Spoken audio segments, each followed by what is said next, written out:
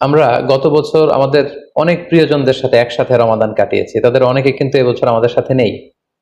এবং কোভিড আউটব্রেকের এই যে সেকেন্ড ওয়েভ, থার্ড ওয়েভ যেভাবে শুরু হয়েছে, আমরা আমাদের অনেক প্রিয়জনদেরকে হারিয়েছি।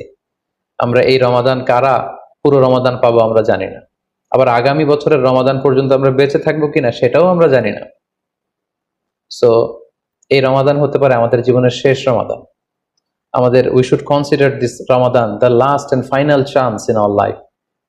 আমাদের এভাবে চিন্তা করা উচিত যে হতে পারে এটা আমার জীবনের শেষ রমাদান, তাই আমার গুনাহ মাফের একটা সুবর্ণ সুযোগ হচ্ছে এ রমাদান মাস। তাই এই মাসের সর্বোচ্চ বরকতটুকু হাসিল করার জন্য আমরা যেন বুদ্ধিমানের পরিচয় দিই, আমরা যেন বেশি বেশি ইবাদত করে আল্লাহ তাআলার প্রিয় ভাজনদের অন্তর্ভুক্ত হতে পারি। সম্মানিত সুধী, কোভিড আউটব্রেক গোটা বিশ্বব্যাপী ছড়িয়ে পড়েছে।